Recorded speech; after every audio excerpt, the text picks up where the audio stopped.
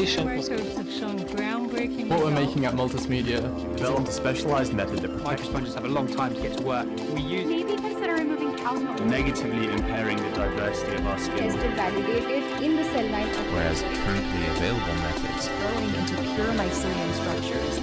We are creating a high-protein instant oatmeal.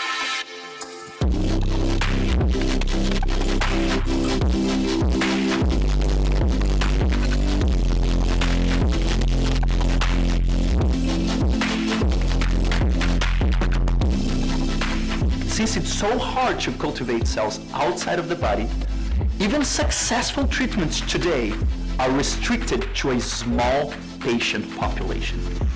And this is a problem that we at LizarBio are tackling head-on. I found that there is no diagnostic device that can detect that damage in the brain immediately, and that when the idea of like creating a portable device that can detect that damage non-invasively came up to my mind. If you were to travel back in time 2 billion years ago, you'd have choked on the air because it had no oxygen.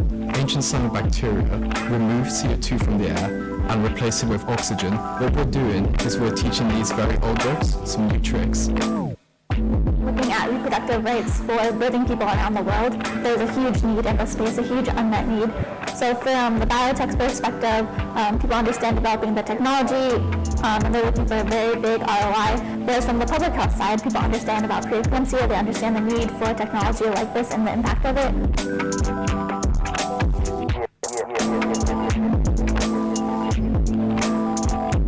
How do we ensure that normally grown food gets everywhere and protected in a natural way that is not only safe for humans and for consumers, but also that this way to protect the food is produced in an environmentally responsible way? The older generation, let's say 65 and plus, they usually say, I don't care what happens with my brain, whatever happens, happens. The younger generation that have to take care of the parents, they say, I absolutely get this, and I want it for me, and I want it for my parents. Today, there's like a trade-off between sequencing technologies. We connected the dots and applied all our background in digital communications into DNA sequencing. This way, we developed a barcoding technology that is robust and reliable enough to run single-cell experiments in the sequencers. I was born in a small village farm in China. My dream was to improve agriculture using eco-friendly solutions to control the pathogens, but without harming the environment, without harming the humans. That's why I end up here as a founder of a small AgTech startup. With ADHD, there are so many people who are addicted to video games that it felt like other parts of their lives, fundamental aspects, things like hygiene, aren't happening. So I wanted to use the knowledge that I got as a game designer at Carnegie Mellon and bring that into a game that would actually help people improve the areas of their life that ADHD affects.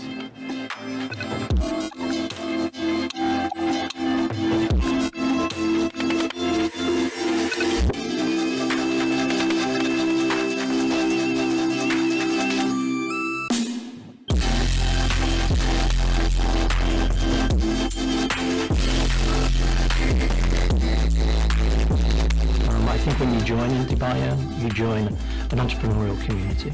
It can be very lonely starting your own company, and so you need not just a really good team around you, but you need other entrepreneurs that are going through the same experience that you're doing. So when you come to IndieBio, you join this community.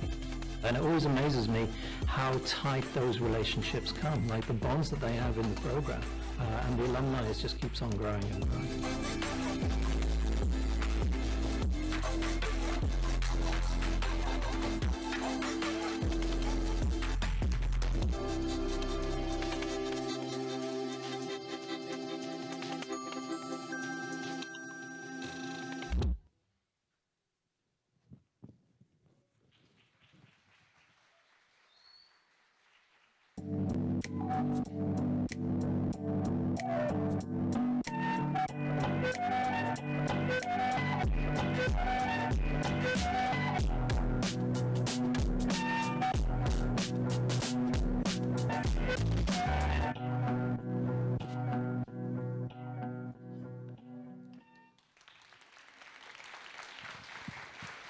Hello, hello, hello, welcome.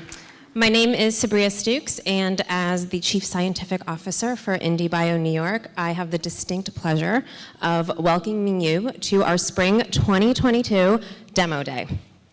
On behalf of IndieBio and our parent company, SOSV, we are so excited to have you all here in person and joining virtually to celebrate the accomplishments of all of our Class 4 founders.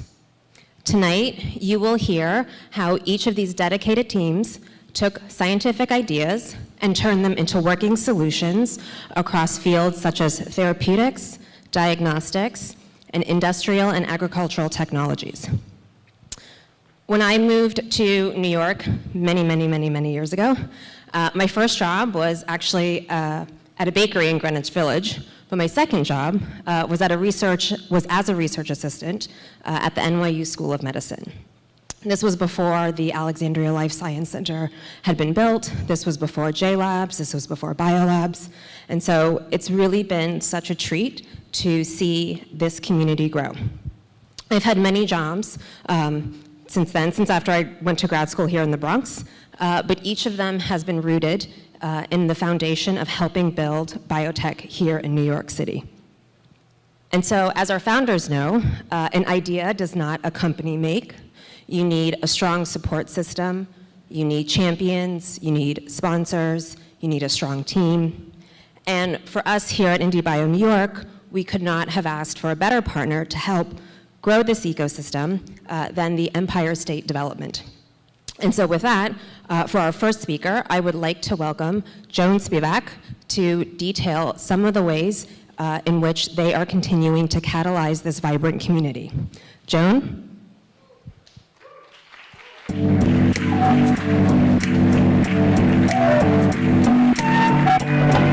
Thanks.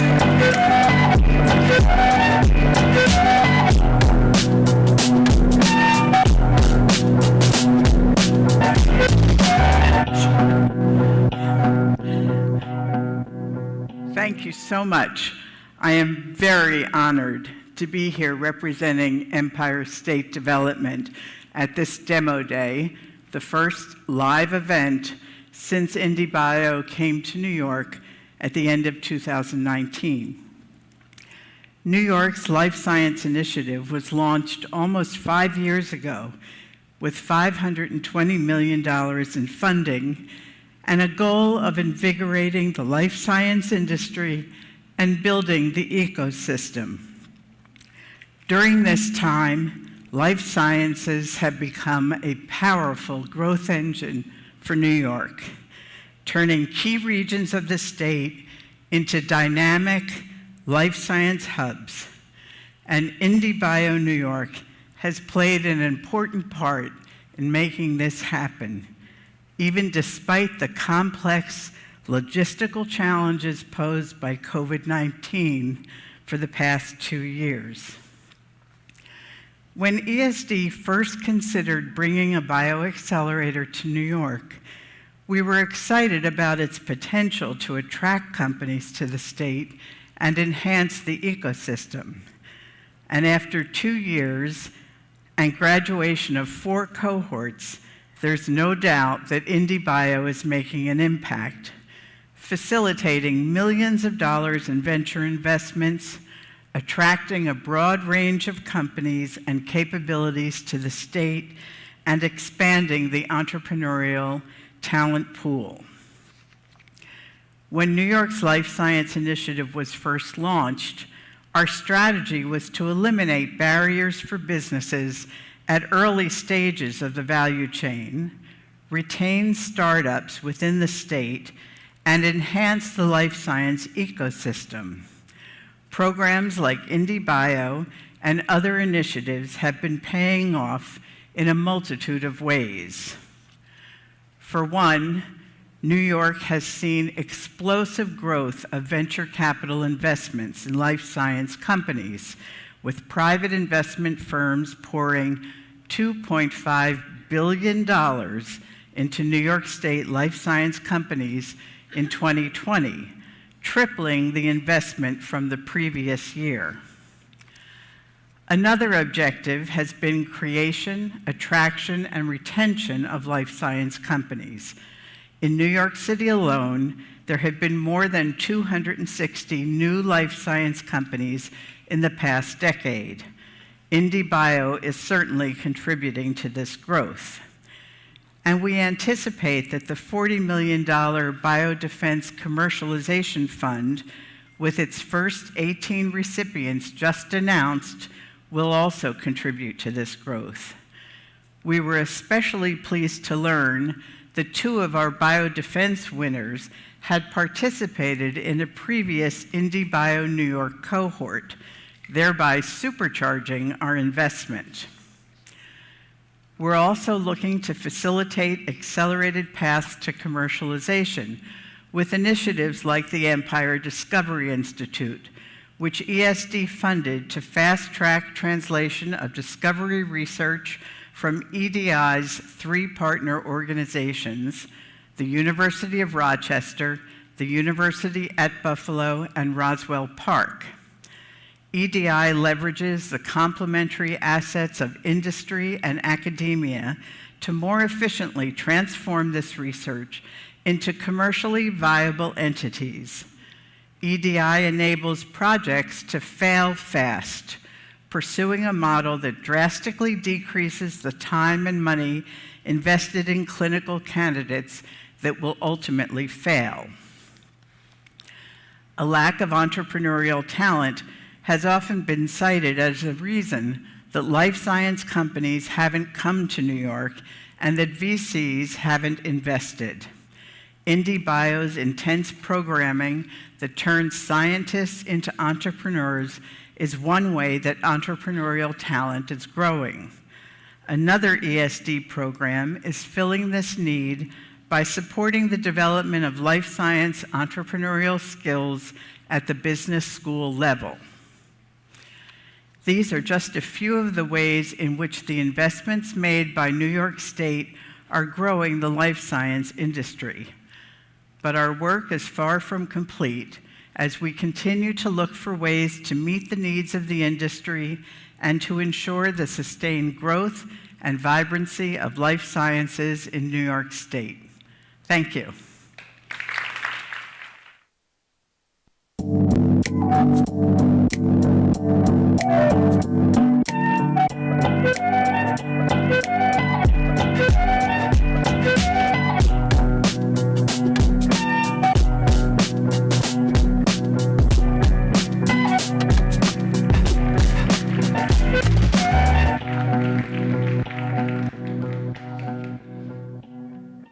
Hello. Did you know that every 42 seconds someone has a heart attack just in the US? Fortunately, more than half of these people actually survive the event, but they go on to develop a chronic condition known as heart failure. Over 6 million Americans have been diagnosed with this already, which adds a huge pressure on the healthcare system by accounting for more than $44 billion in medical expenses every year. And the disease itself is simple to understand. People lost heart cells at some point of their lives, but they can never get them back, at least naturally. And they end up with a scar tissue and a failing heart. But this is where we come in. For the first time in history, we can actually produce bona fide, authentic human heart cells at industrial scale and cryopreserve them for future off-the-shelf use. Isn't this exciting? For those of you wondering, this is how our cells look like under the microscope. They beat by themselves, and they beat in synchrony. And when we get these cells and inject into the myocardial infarcted rats, they improve their heart function. And we also have been able to show that we can remuscularize pig's heart using these cells. Every time we look at these data, our hearts skip a beat. But you might be wondering, how can we actually produce this cellular product? Well, we need access to a cell that can become any cell type in the body, that's pluripotent, can avoid immune rejection, that's hypoimmunogenic. And we need to produce a lot of these cells, and this is industrial scale. And as it turns out, we are the only company that is setting out to actually check all of those boxes.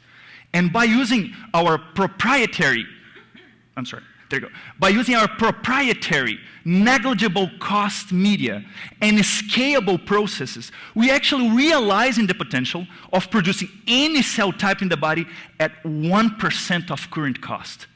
This is unprecedented and unleashes huge therapeutic potential.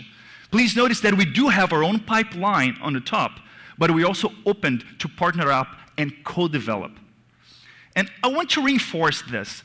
Our business model is hybrid.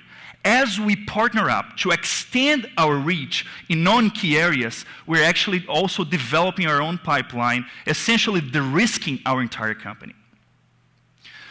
We have a 10-people full-time team, 5 PhDs, over 100 years of experience in stem cell biology and cell cultivation, in addition to preclinical and clinical expertise. We know this is a tall order, but with enough resources and guidance, and correct guidance, we really believe we can pull it off.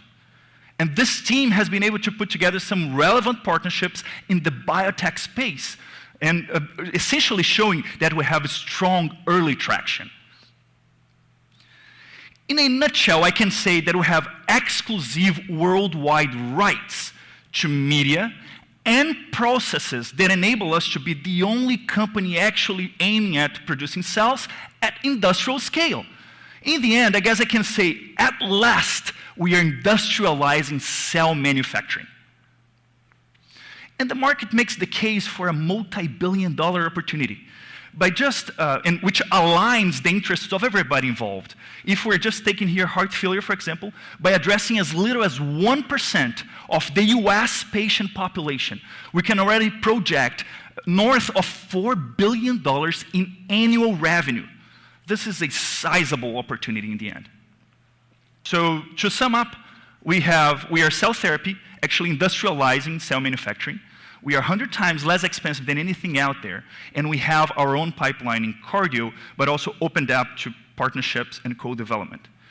Essentially, what LizarBio is doing for the cell therapy industry is what chip companies have done for the computer industry. They have made a transformational technology accessible. So if cell therapy is the future of regenerative medicine, then LizarBio holds the key to make it mainstream. And if you want to be a part of this, don't hesitate to talk to us. Thank you for your time.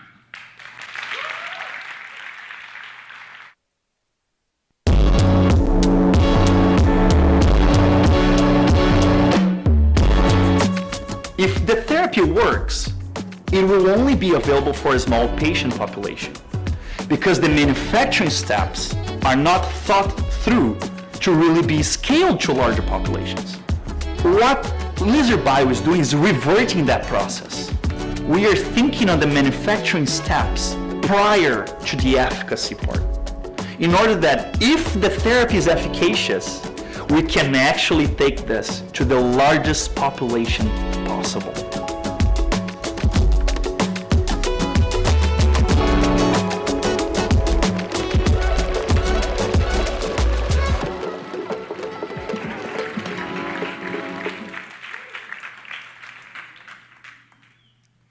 At Eachday, we are defining the future of ADHD treatment.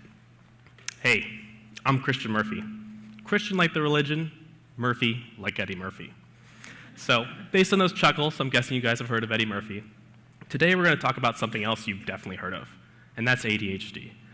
You see, ADHD is a growing problem. Over the last 20 years, there's been an increase in diagnosis, with adult diagnosis doubling in the last decade. Beyond that, culturally, we're more aware of ADHD than ever before. And what scares me the most, scientifically, there's a 91% hereditability. So, how many people in the audience think they have ADHD or have been diagnosed with ADHD? Oh, you guys are shy, huh? Well, according to the NIH, roughly 10% of the global adult population has ADHD, which means everyone on this side of the room statistically should have ADHD. And ADHD is increasing because we aren't treating it correctly. To treat it correctly, we need to look at the cause of ADHD symptoms. And to do that, you need to understand that people with ADHD develop differently. They're not stupid, it's just different. And that's due to a delay in cortical maturation. And during that time, traditionally, the executive functions develop. When it comes to the executive functions, we use these every day to complete daily tasks. And as you can see, a lot of these are one-to-one with ADHD symptoms. Things like inability to focus, impulse control, and organization.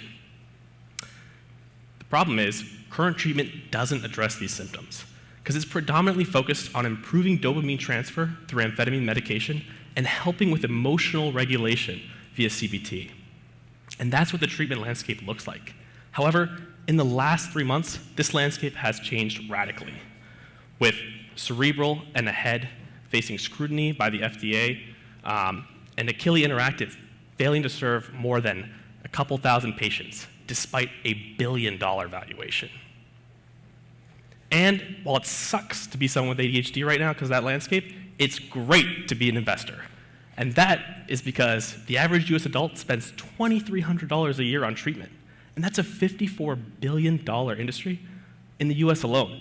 And as we talked about earlier, this isn't a US problem, it's a global problem. The reason it sucks for someone like me is I can't get the treatment I need. You see, that executive function training, which is so pivotal, has always been given in person, and geographically is limited to Boston, New York, San Francisco.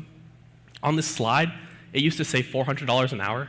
After talking with one of the investors in this room, he told me he's paying $500 an hour in San Francisco for executive function training. So I guess just like gas prices, it keeps going up. Beyond that, as a game designer from Carnegie Mellon, what I'm really focused on is how can we gamify and quantify treatment to increase adherence? Because we know this audience struggles with consistency. And that's why we made Eachday, the gamified ADHD self-management app that increases executive function training. Eachday, a day-to-day gamified ADHD self-management app that strengthens executive function training to reduce the frequency of ADHD symptoms. It's a physical, tactile experience. We have over 500 pieces of content across cognitive behavioral therapy and executive function training, with real-time interventions that increase adherence and drive lifestyle change. Beyond that, it's heavily prescriptive. So there's minimal effort needed from our audience, which is so important for this patient type. And this all comes together in a digital memory, a data-driven profile that grows with you. And that is why Eachday will own the ADHD market. We're the first company to provide that executive function training in a digital modality. We quantify how ADHD impacts your life on a day-to-day basis. And beyond that, we are using the adult self-reporting scale, which plants us firmly as a digital therapeutic rather than a wellness app. Eachday was born out of Carnegie Mellon's Venture Bridge Accelerator program, where we took $25,000 and used that money to build a prototype of our app. Then, as part of IndieBio's Class 4, we conducted clinical discovery studies, which we've gained a lot of insight from and are now using to build the version 1 of our app, which we'll bring to market in the fall. Currently, we're raising a seed round to find product market fit and conduct clinical trials. From there, we will go on to garner Class 1 medical device status before pursuing insurance codes and then additional indications for Eachday based on comorbidities with our ADHD audience. And that's Eachday,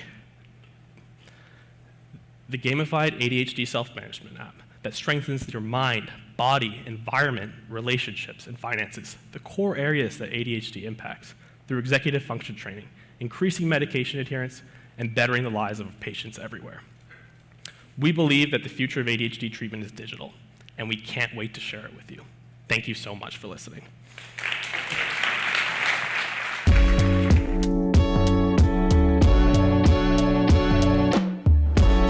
My goal is very simple. I just want to make an app that I use every day that helps me so that I don't forget to brush my teeth or take out the trash. Some of these things that a lot of people take for granted, but when you have ADHD and you're firing on all cylinders all the time, these small, mundane things, they fall off the wagon. Beyond that, I never got executive function training. The $400 cost, it was prohibitive for me growing up. So the ability to actually strengthen my mind through a video game, I love video games, that's where I'm really excited to go.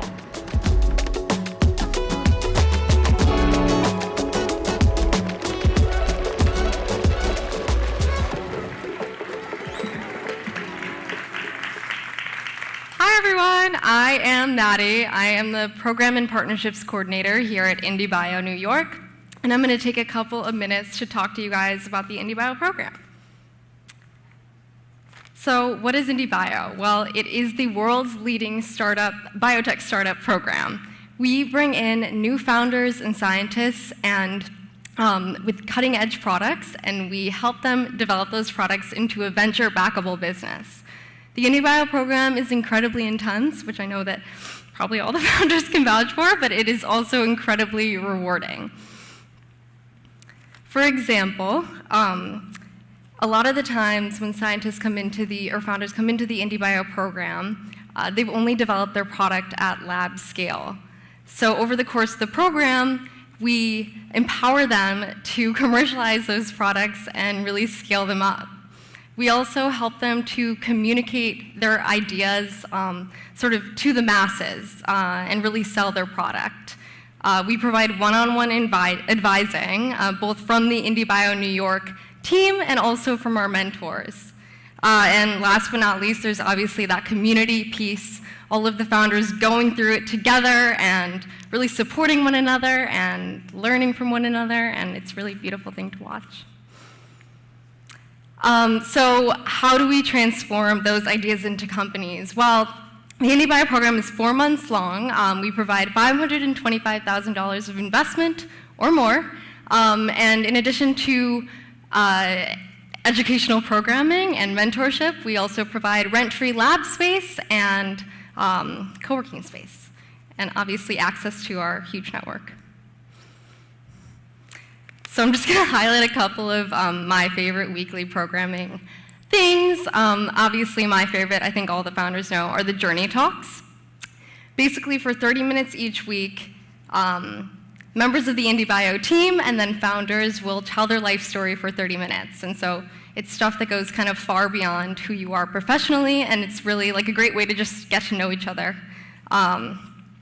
We also have our scientific roundtables. So those can kind of vary in the way that they look. Sometimes we'll cover a CSO relevant topic, something like intro to contractors or how to choose the right contractor.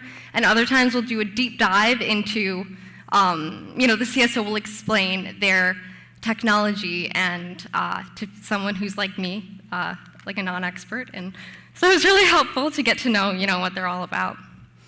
We also have Killer of the Week. One of our other founders made the graphic that you can see above there. But basically what Killer of the Week is, it's an opportunity to outcompete your peers for who had the biggest achievement that week. And it's also just a really great opportunity to collectively sort of celebrate one another's wins and cheer each other on throughout the program. And then we have our board meetings, which are basically just like a simulation of what a board meeting will be like for these founders one day. Some other programming highlights, we have our master classes. Those cover a whole variety of topics, so it can be like customer discovery, market sizing, business model canvas, and so much more. We have guest speakers come in, so that can be anyone from like fellow founders talking about their founder story or providing tips. And then it could also be, like an attorney coming in to provide office hours around IP. We have investor and mentor speed dating, and I know that there are definitely people in the crowd here today who participated in these, so thank you guys. But basically, they're a chance for mentors and investors to sign up for a one-on-one session with companies and see if there's a match. So for a lot of companies, it's where they find their mentors, and for the companies, they also might have an opportunity to just snag a follow-up meeting with an investor as well. Is this working? Yes. And then Michael, I also know you're in the crowd. I don't know where you are because I can't see anyone, but thank you so much for all the hard work that you do. Michael is our executive coach, and he helps the founders to work on kind of refining their pitch or working on their conversational agility and a lot more, so thank you. Thank you very much. And last but not least, I just want to thank all of the IndieBio mentors for your partnership and advisorship with the companies in our current cohort. IndieBio mentors are quite diverse. They are academics, they're industry experts, they're investors, they're founders themselves. And so you know, as much value as the mentors provide to our companies, they also get a lot out of being part of our mentor network. They get that early visibility into these companies with the potential to like establish that long-term advisorship throughout, you know, many years to come past these 4 months of the program. And they obviously get to come to all of our like fun mixers and happy hours, which I know I've probably seen a lot of you guys at. So this is my little plug. If you want to become an IndieBio mentor, let me know. Reach out. My email is on the screen. And I've also probably emailed you today, so just reply to it. And yeah, thank you all for coming today. I hope you enjoy the rest of the event.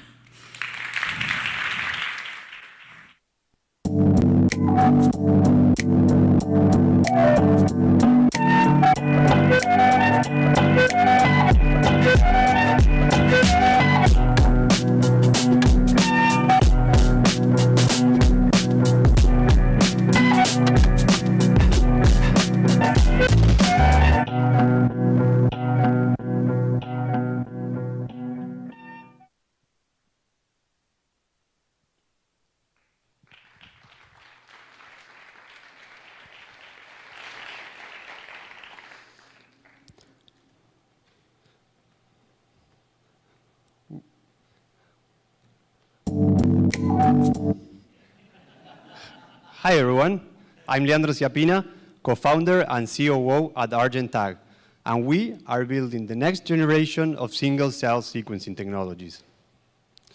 Biology is extremely complex, and current DNA sequencing methods to understand critical human diseases are not enough.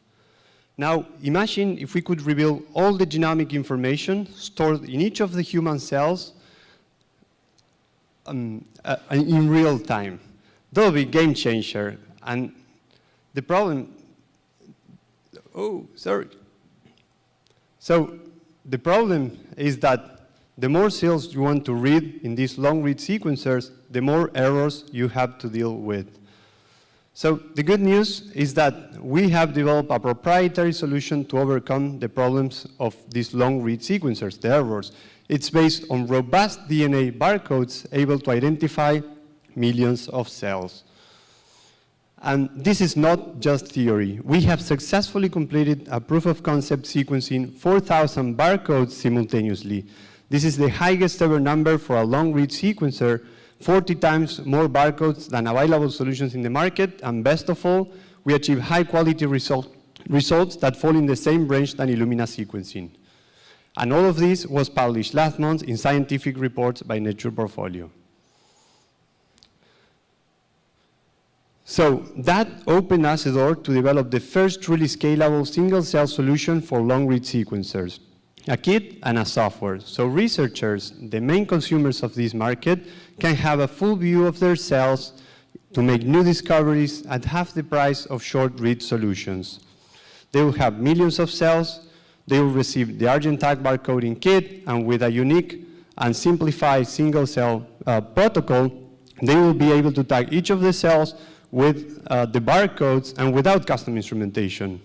Then they will jump into the sequencer, and at the end, they will read the results in our software solution. In IndieBio, we achieved a key milestone. For the first time, we showed that affordable real-time single-cell sequencing is indeed possible. We mixed 100,000 cells, different types, different concentrations.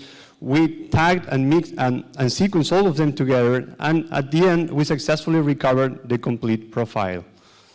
This great technical leap definitely raises our vibes and even more completely de-risks our science. Regarding the single-cell landscape, you'll find great companies like 10x Genomics and Parse Bioscience. The thing is, they only work with short-read sequencers while we are covering an unmet need in the long-read sequencing space.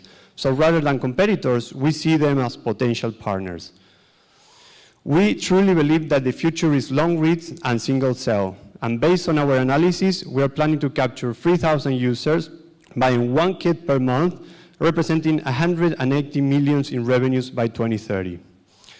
We can achieve this because we are building our company based on a customer discovery process. During IndieBio, we spoke with top genome centers in the world, and companies, and we signed 6 LOIs and kick off 2 collaborations. And this is just the beginning, because we are an ambitious team of professionals pushing the limits of genomics with more than 20 years of experience in this space. And this is just the beginning, and that's why we are here to develop the first commercial kit and deliver it to 50 early adopters in the US, and start the journey inside yourselves. Thank you very much. Yeah, thank you. Hello world, we are ArgenTAG. We are building the next generation of single-cell sequencing. From New York City to the world.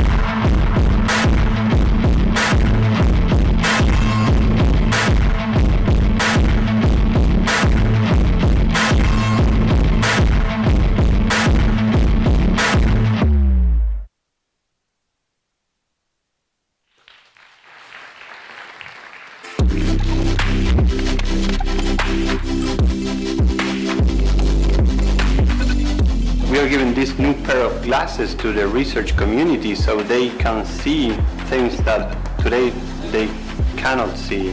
We have core technology that could be applied to different applications in the long-read sequencing space. But we started with single-cell sequencing because there's a big opportunity in the market right there.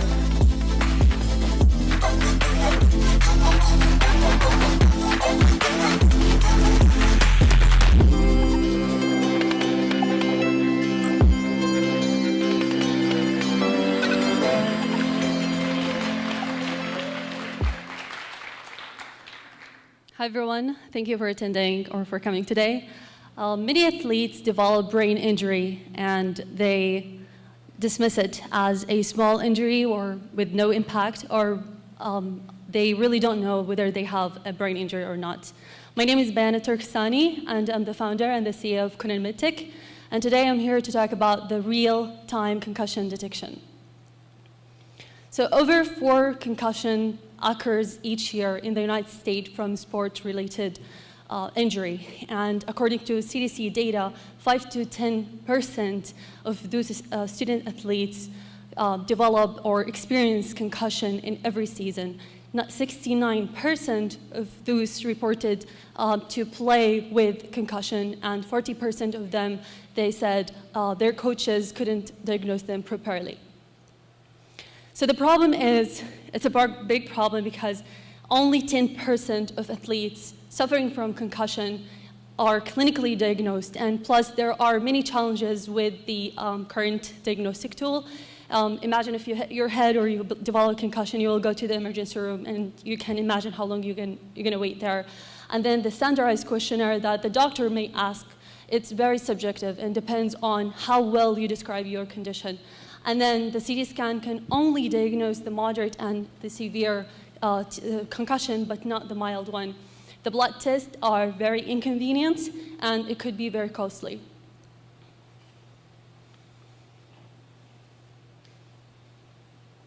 Give it some money. Okay, so Conan MedTech is developing a point-of-care diagnostic device or test to immediately rapidly and non-invasively diagnose the concussion using a specific biomarker called S100B. And that biomarker are shown in the 3.9 fold higher than in the saliva than in the blood, as you can see, like in image C. So the point-of-care diagnostic device consists of the lateral flow assays and also like an app, and that will help or allow for immediate diagnosis at the sideline during the game, and with 90% accuracy at the half the price compared to our competitors, and also it will provide the result in less than 30 minutes. So all our direct competing companies uses a blood sample to diagnose the concussion, and our real-time concussion detection device is the only device, or the test, and the first test that can use the saliva to diagnose the concussion. And Conan MedTech aims to revolutionize the concussion diagnosis methodology or market, which is estimated to be worth $44.72 billion worldwide annually. And initially, we are targeting our initial target market is the student athletes in tri-state area, which is estimated to be 135 million.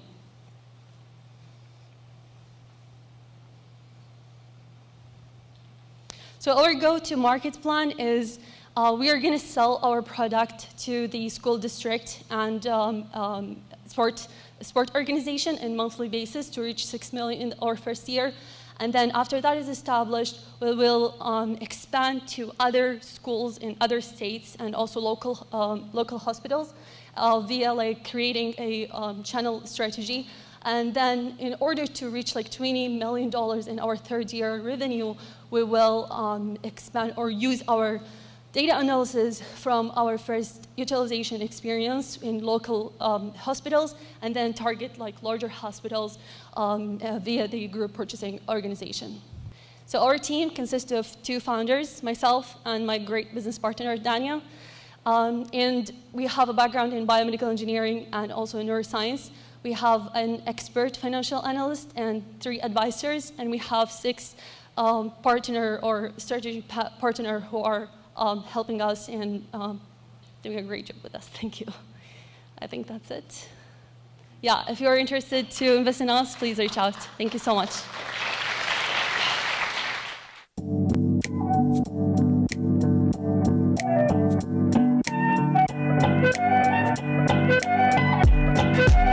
I think it's really important for the people to know that they have the mild traumatic brain injury because they can get risk and not going back to the field and risk another injury. And having another injury will develop for sure the long-term neurodegenerative disease. If the trainer or the coaches let those students go back to the field and risk the second injury, those parents will sue those trainers and athletes.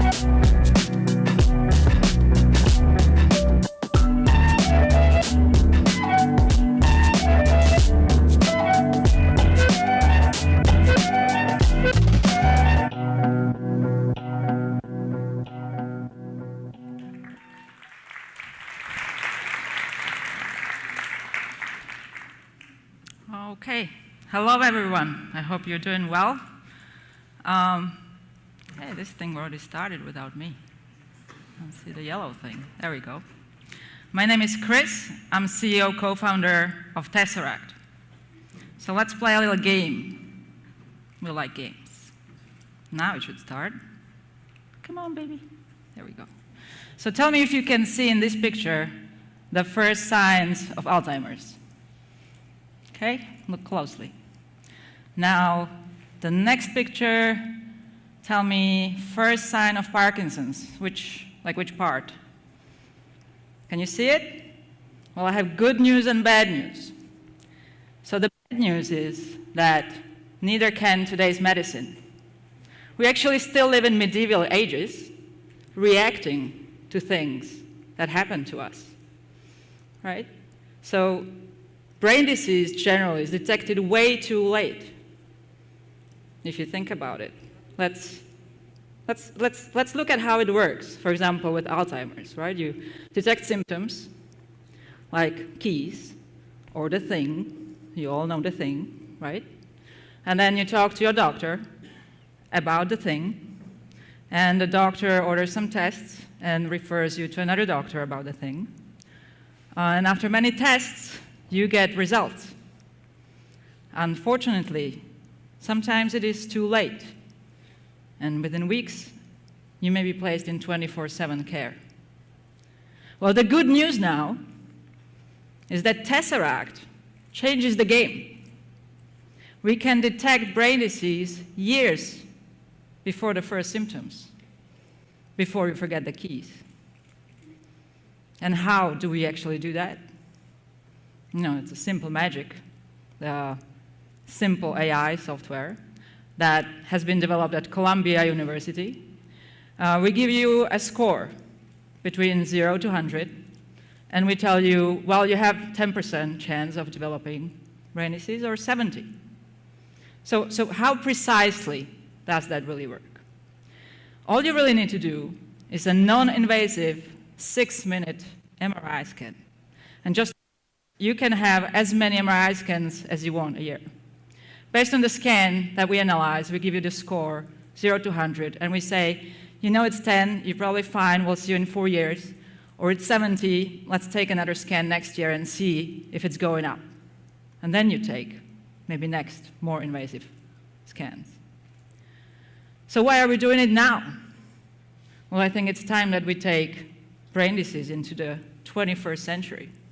We are used to pap smears, breast cancer screening. Nobody really cares about the brain.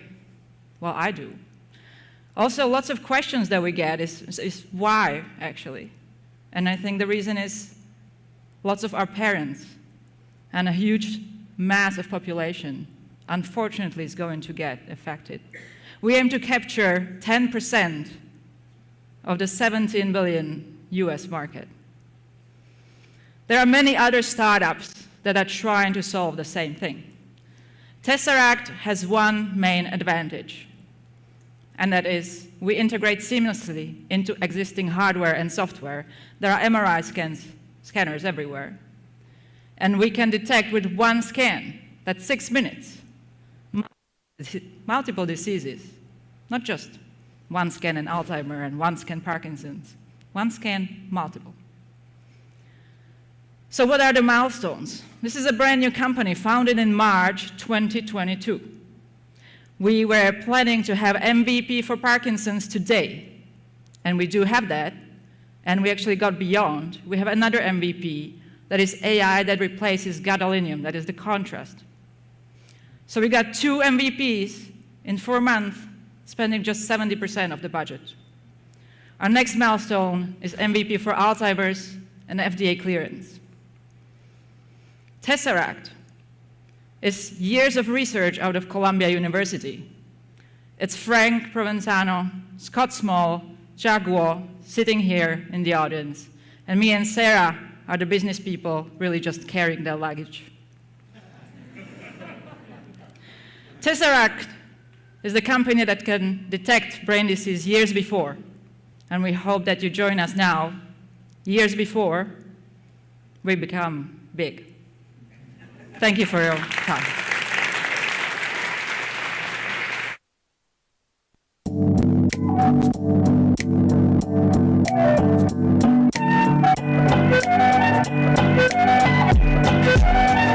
I'd like to give people freedom.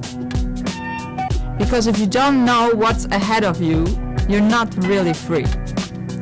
If you know that you're going to develop a disease within 4 or 5 years, you can get rid of your life savings or travel the world or spend more time with people.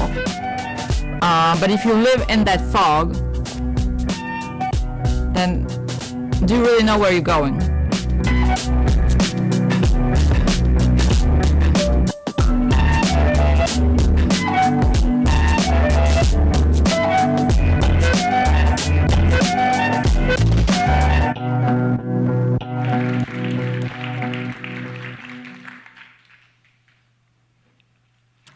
Rachel is 26 years old from Carrboro, North Carolina.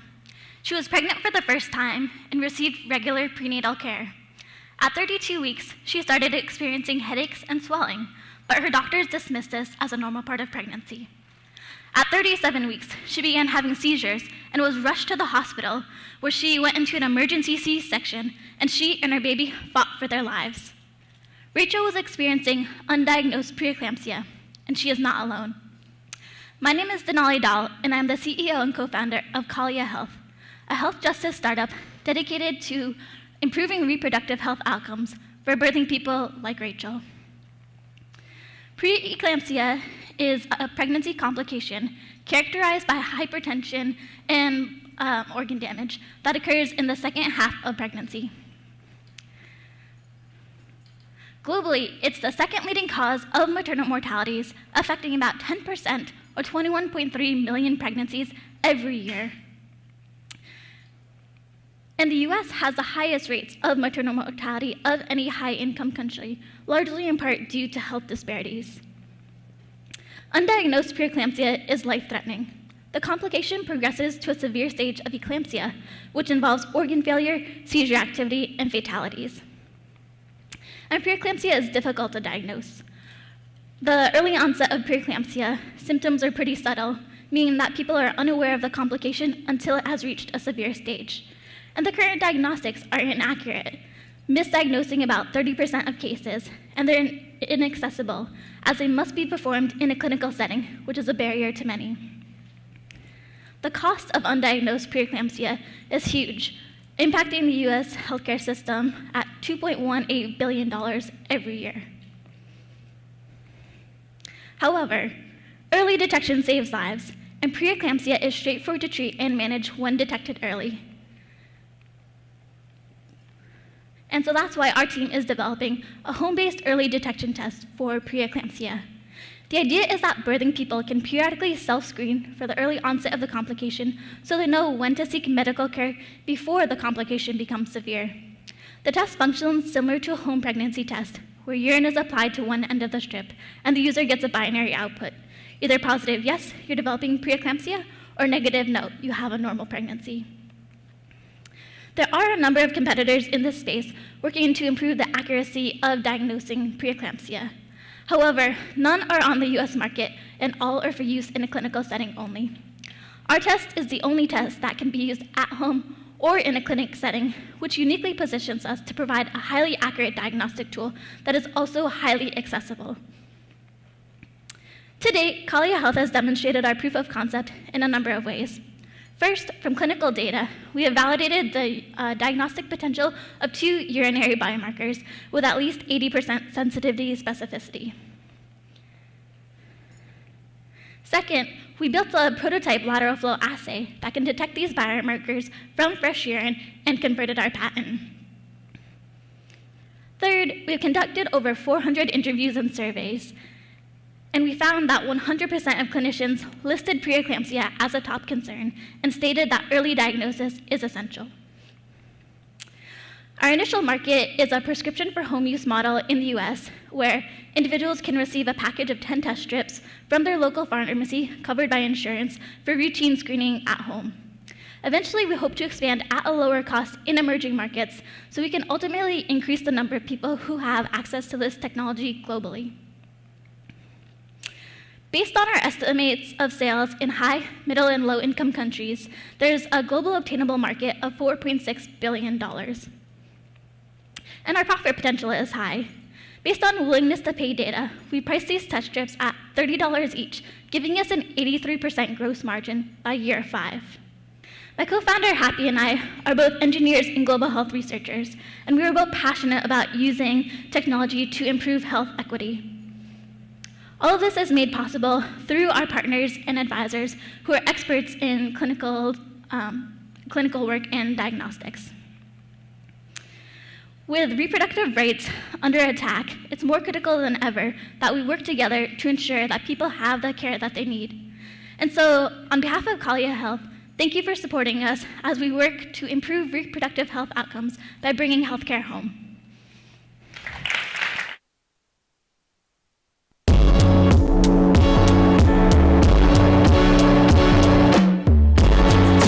There are prevention methods, there are better treatments for it, and yet preeclampsia continues to be the second leading cause of maternal mortalities worldwide and in the US. But there's better solutions out there. The resources, technology we need to do better already exist. And so I think that was the most wow moment. It's like, this is such a huge ongoing problem, but we can be doing better. And so really trying to understand that disconnect and how our technology can help fit into it.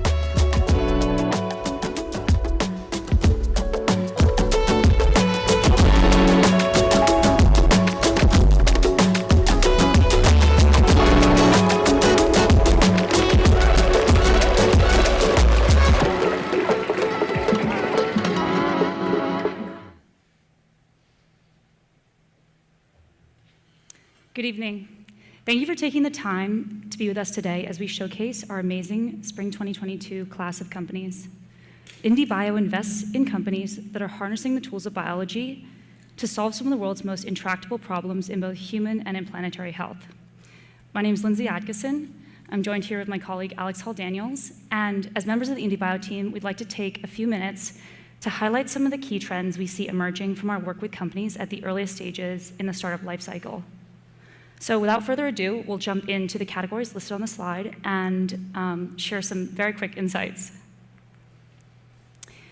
IndieBio is an active investor in food tech and in ag tech.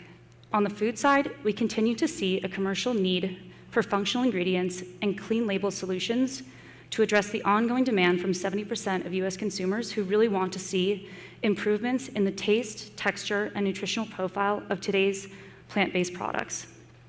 On the production side, we are champions of companies that are, we are champions of companies that are transforming the agricultural sector and are really helping to sustainably increase crop production, build resilience against supply chain disruptions, and eventually feed a global population of over 10 billion people. One recent example from IndieBio's portfolio is Microterra, which is developing a tasteless, colorless, and high-protein functional binding ingredient for the plant-based foods industry by scalably producing and harvesting an aquatic plant called lemna. Another example is Saragen, which is developing a pipeline of microbial inoculants to be able to increase yields in hydroponically grown fruits and vegetables, thereby sustainably intensifying crop production. So clearly, biology is already changing the way we grow and consume our food, but it is also starting to transform the way we make the world around us. This broad movement is called biomanufacturing, which is the concept of utilizing biological systems to produce commercially important materials and molecules for use in our medicines, cosmetics, our food, fashion, and a whole host of other long-established industries. And we at IndieBio have a long history of supporting this movement. For example, from our very first New York program, Halamine came in, and they are manufacturing long-lasting antimicrobial coatings that replicate the same biochemistry that mussels use to cling to rocks in our oceans. Tomtex, another company we back, makes textiles from chitosan, a sugar derived from the exoskeleton of discarded shellfish. So we believe that companies like Halamine and Tomtex have the power to make the world's most polluting industries sustainable and circular. One industry that is neither of those things currently is the construction industry, specifically building materials which, by some estimates, contribute up to 20% of global carbon emissions. So we are actively looking right now for bio-based solutions to treat this burgeoning problem. As for human health, we realize that while we as humans may be living longer than ever before, we aren't necessarily living healthier, more active lives. And as populations across the world begin to age, we need holistic approaches to healthcare to maintain economic growth. And for this, we look to wellness. And we're not talking about scented candles or weighted blankets, although I do like those. We're talking about science-backed solutions that measurably improve our general health, our fitness, our appearance, our nutrition, sleep, and mindfulness. And these solutions are becoming ever more sophisticated. Take, for example, Unlocked from our San Francisco batch that activates silent genes in probiotics so that when we ingest them, they reduce harmful toxins in our bodies. Or Cotanios from our New York batch that create peptide-based cosmetics that sequester and remove lipid peroxides that opportunistically damage our skin when we're exposed to sunlight and pollution. And the opportunity here is enormous. According to a recent McKinsey study, wellness is a $1.5 trillion market, growing at 10% each year. So for these reasons and more, we at IndieBio are looking for wellness solutions that keep us staying healthy instead of just relying on drugs to treat us when we are sick. Awesome. Turning to computational biology, we continue to see a proliferation in the number of companies that are building platforms to solve a specific piece of the puzzle in the modern drug discovery process. We see companies building platforms in support of lead candidate generation, lead candidate optimization, as well as predictions around off-target effects and in vivo safety profiles. These companies are tackling the $1 billion R&D spend often cited as the end-to-end cost to bring a new therapy to market. We're looking for companies that are able to generate early traction via commercial partnerships and potentially leverage their platforms to develop their own IP and drug asset pipelines for the future. Last but not least, IndieBio also invests in novel therapeutics, which can tackle a wide range of indications or represent new treatment modalities. Two salient examples from IndieBio's portfolio include Panax Therapeutics, which is developing a first-in-class drug to not only treat chronic pain, but also addiction, autism, and other CNS diseases. Similarly, Eachday is leveraging its platform to treat the underlying executive function failures that lead to ADHD symptoms as a digital therapeutic. In addition to the $500,000 extended to companies joining our 4-month-long programs, IndieBio and SOSV can invest up to $2 million in designated companies as part of our Therapeutics C-Track funding.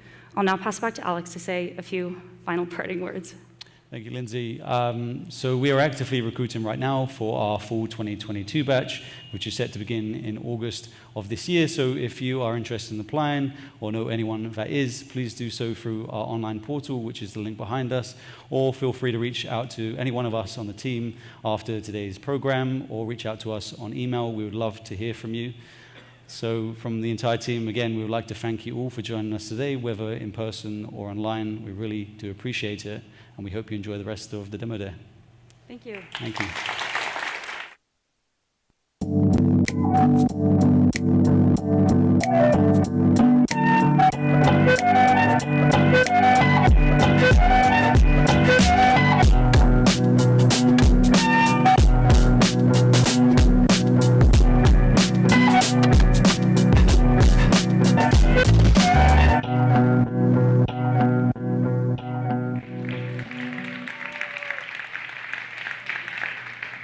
Good evening.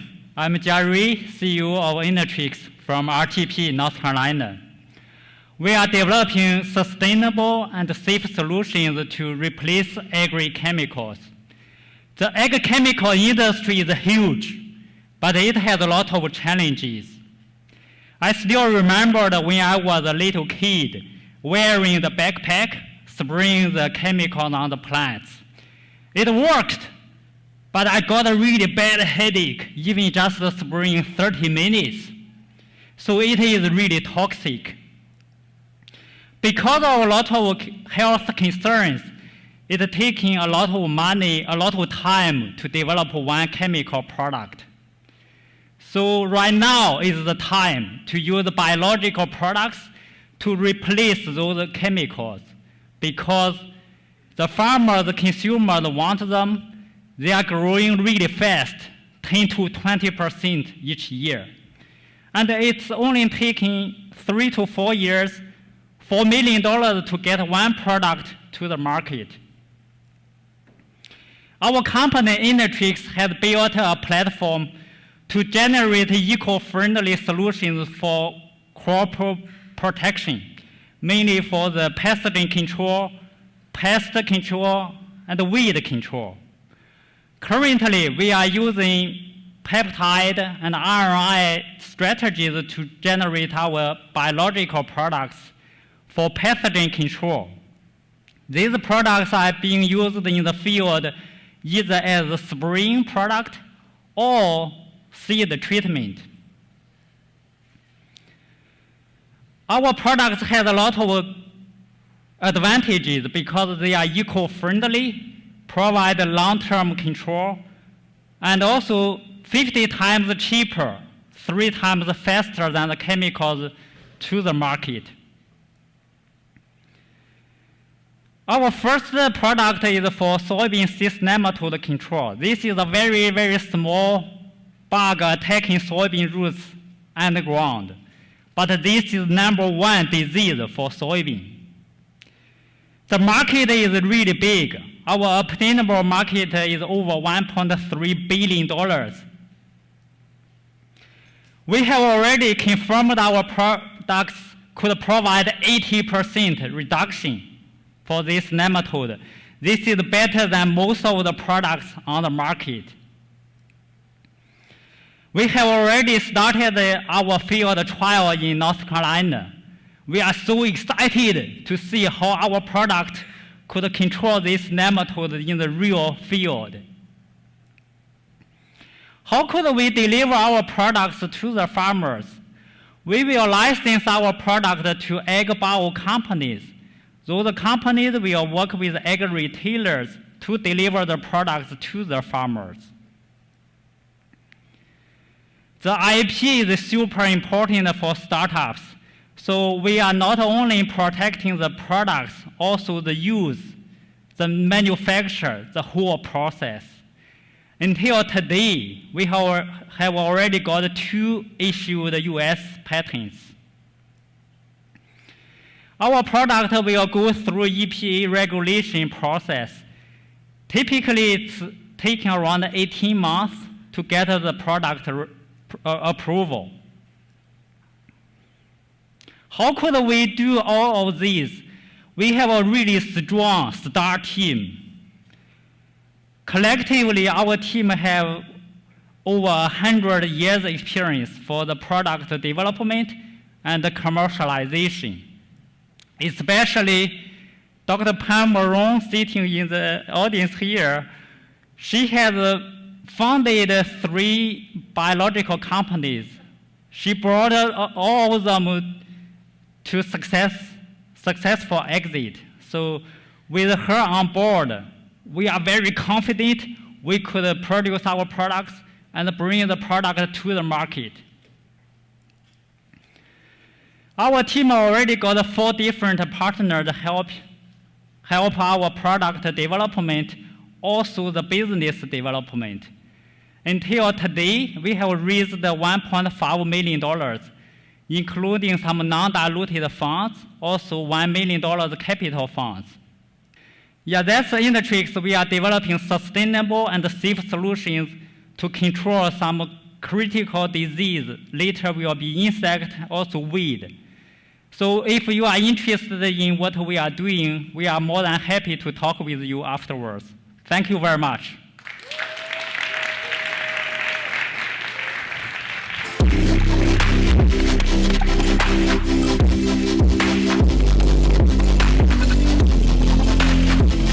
With the success of our story, I hope the other small startups also could generate similar biological products. More companies generate more products to help farmers to control those bad weeds or pests, also build a better and more sustainable agriculture.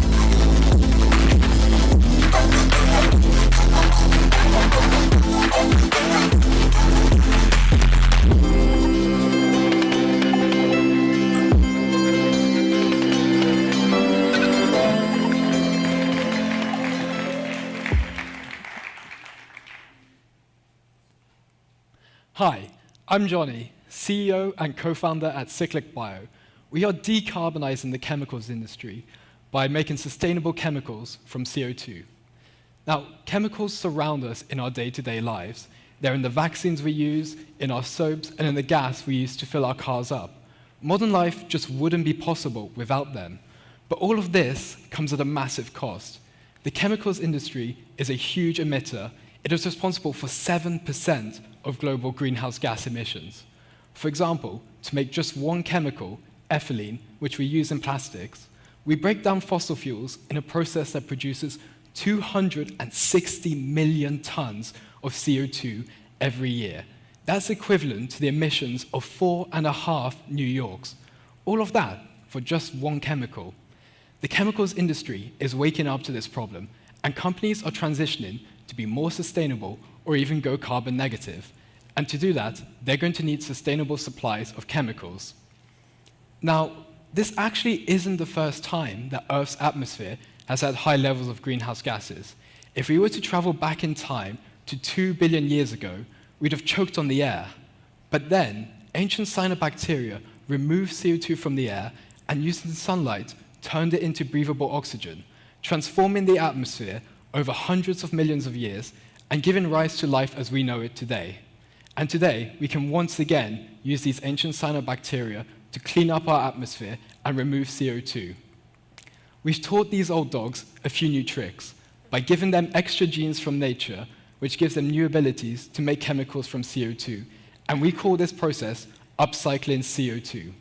We grow the engineered cyanobacteria in a photobioreactor to which light and CO2 are supplied.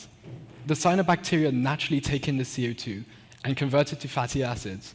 And then we use extra genes that are unique to us to take those fatty acids and turn them into our final product, which can be different kinds of chemicals, such as a fragrance, a nutraceutical, or even a biofuel. Our total addressable market is $1.2 trillion and is made up of 9 unique markets for different kinds of chemicals that we could expand to in the near, medium, and long term. Our service addressable market is a $38 billion flavor and fragrances market, with the service obtainable market being the market for natural decalactones, which are high-value flavor and fragrance compounds.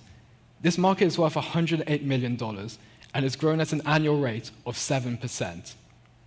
Recently, we were able to achieve de novo biosynthesis of decalactones at a lab scale with engineered strains that are capable of making the 2 kinds of decalactone, gamma and delta. We are the only company that is making natural and carbon-negative flavors and fragrances. Also, compared to our biotech competitors, we are focused on making different kinds of chemicals with their R&D so far not applicable to manufacturing the chemicals that we are producing. Our go-to-market will be the world's first carbon-negative, all-natural perfume. The decalactones have aromas of peach and coconut, giving a product that not only smells good, but is good for the environment, perfect for today's eco-conscious consumer. We've got a highly efficient business model. We'll start with B2C sales of that perfume, and then as our manufacturing capabilities scale, we will commence bulk B2B sales of pure chemicals. So far, through discussions with flavor and fragrance companies, we've had 3 companies request samples and received a verbal offer for an LOI from Omega Ingredients, who were so impressed by what we're doing that they called our solution a no-brainer. We've got a great, yes, I know, I love that quote. We've got a great team to pull this off. My co-founder, Patrick, and I founded CyclicBio because we are fed up of science not leaving the lab and having a real-world impact. Our vision for the company is for CyclicBio to be a world leader in the CO2 to chemicals field. And we're joined by Tolu, who's manufacturing samples for our customers now. We're also advised by Professor Helgard from Imperial College on bioprocess and scale-up, complementing our skill sets, and by Andreas, a director of the Oceano Azul Foundation on governance and entrepreneurship. Later this year, we'll start with sales of that perfume, and then in 2023, we'll start bulk B2B sales. At the same time, we'll be scaling up our manufacturing capabilities, filing for patents, and obtaining key certifications. Thank you very much for listening, and help us to make the world a better place by contacting me or finding me after the pitches. Thank you.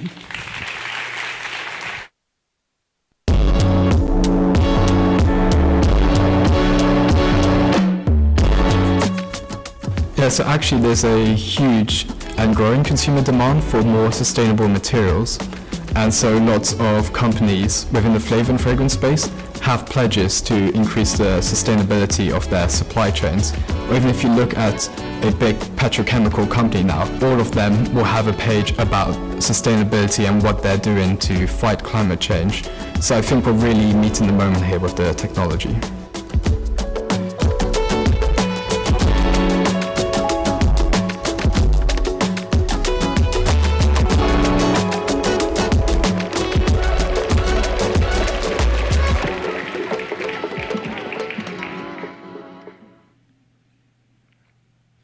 Hi everyone, thank you all for being here. My name is Joaquin Fisch and I'm co-founder and CEO of Not4Bio, a startup developing zero residue and edible coatings to protect fruits from spoilage. Food waste is a huge issue. Almost 30% of all, in fact, if food waste were its own country, it would be the 3rd largest greenhouse gas emitter, only behind China and the US. Almost 30% of all food produced is lost or waste somewhere in the value chain.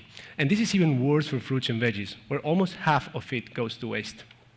On top of that, microbial pathogens are responsible for more than 30% of all losses in fruits and vegetables. So, to tackle this issue, the standard is to use synthetic products to extend the shelf life of produce and protect it from pests. But now, consumers are demanding greener food, whether organic certified or with zero pesticide residues, and since we live in a globalized world and not everything can be grown locally, we need a natural way to protect fruits during long transit times. At Nat4Bio, we are harnessing the power of microbial fermentation to protect our food. How do we do it? Unlike other companies that rely on plant or insect extracts, we design coatings based on biomolecules produced by non-GMOs, which were isolated from nature. But don't worry, we won't be putting living bugs on your food, just their biochemical power. We are microbial-based. And why is this important? Because our processes, we can use only natural substrates as inputs. And the main byproduct is fungal biomass, which, apart from being biodegradable, can be a valuable input to other industries. Our bioreactors can run no matter the season of the year, the weather, or the geography. And most importantly, our processes are highly scalable. Our final product looks like a liquid, without any color, smell, or taste. It doesn't alter the customer experience. It's applied on the surface of fresh fruits, and it has two main functions: regulating the gas exchange between the fruit and the environment, delaying the ripening process, and providing active protection against microbial pathogens, like other fungi or bacteria. Our MVP is a food-grade coating for citrus, using already GRAS-approved compounds. We perform curative tests by first infecting lemons with a highly concentrated solution of penicillium and then applied our coating. As a result, our formulation showed to be as effective as the most commonly used chemical fungicide in citrus.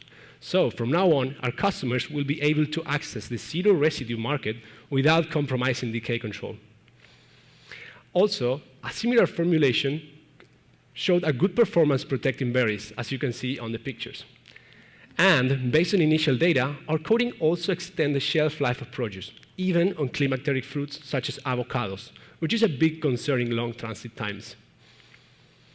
The customer discovery process has shown that there is a genuine interest for this kind of product.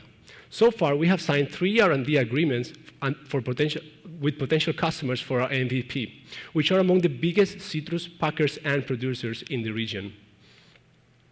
And the market potential for this technology is immense.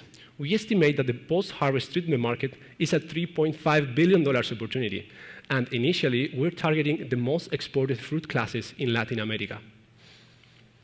We know we're not alone, but our tech has several advantages when compared to competitors. Besides traditional chemical companies, there are some players developing passive coatings which provide a good grade of shelf life extension, but lack a natural protection against microbial pathogens. Besides, there are other companies focused on biological control as well, but they are using living microbes in their formulations, which represents a real challenge regarding storage and logistic conditions. Our cell-free formulations are stable and can be easily stored. But this is not it. We can leverage our native microbial collection and the science behind our formulations to develop a wide variety of antimicrobials, not only for fruits and veggies or seed and crop protection, but also for the food industry as a whole. And to do so, the team accounts for more than 3 decades studying microbes, the compounds they produce, and their applications for the agri-food industry. And we have the entrepreneurial drive required to unlock the full potential of microbes. Please join us to revolutionize the way we protect our food and the environment. Thank you very much.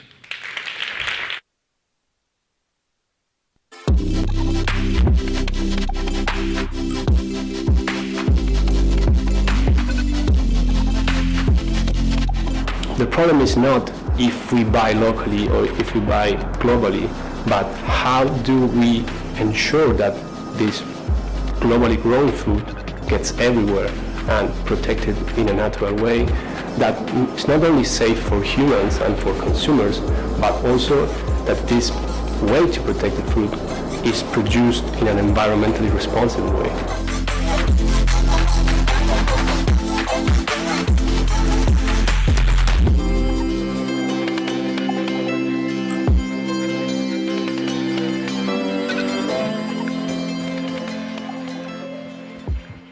Hello, yes. You know, I was just out there with you guys watching this show, and I felt like, you know, obviously it feels like a science education whenever you come to an IndieBio show, but I was also like really starting to tremble, and I was wondering, am I getting nervous? And I realized it was just really cold outside. So don't worry, after this, we're going to take away all the chairs. There'll be a mosh pit here, and you can dance, because this is what this place normally does. So you can get, your body is all warmed up. And I think there's, I don't know, is there an open bar after this as well? I hope so. So maybe that'll get you lubricated.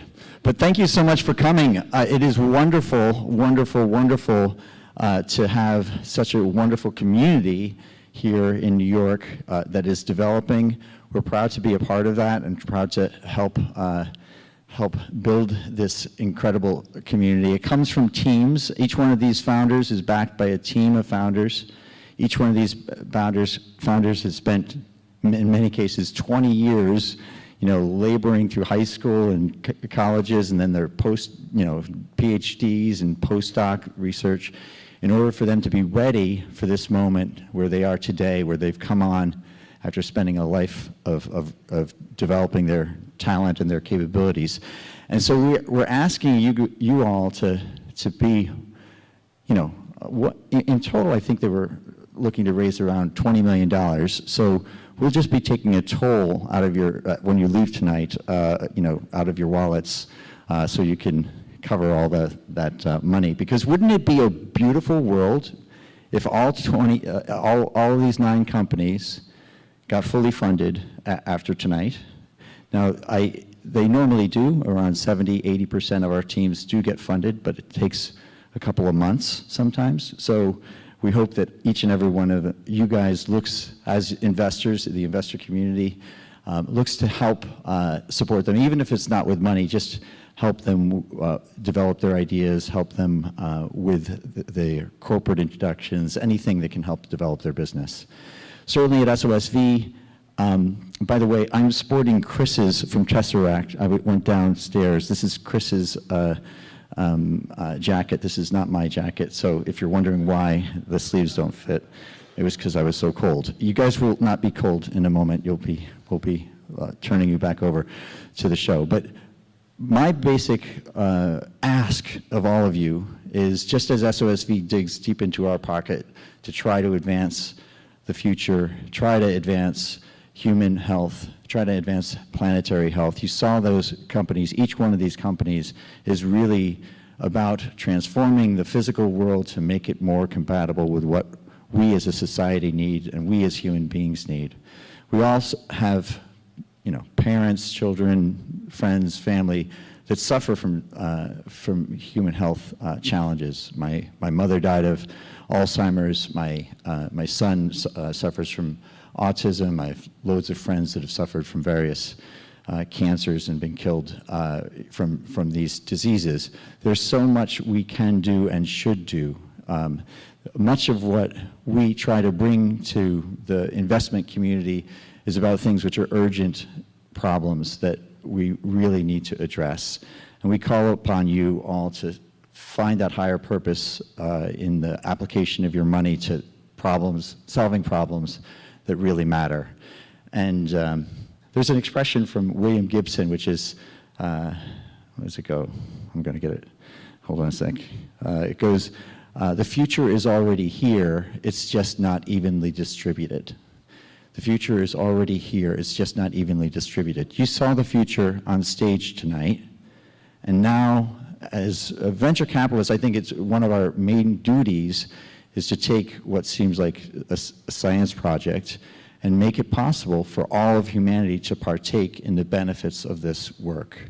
So, you know, as venture capitalists, as investors, as angels, and as just potential, community members that can help these companies go further and go faster, I ask you to try to maybe find 2 or 3 of the companies that really resonated to problems that you think need to be solved, and try to speak to those founders and try to reach out to those founders after this event tonight. Thank you so much for coming, and I'll turn it over to Sabria to close the show with the instructions of all the logistics. Sabria, come on up.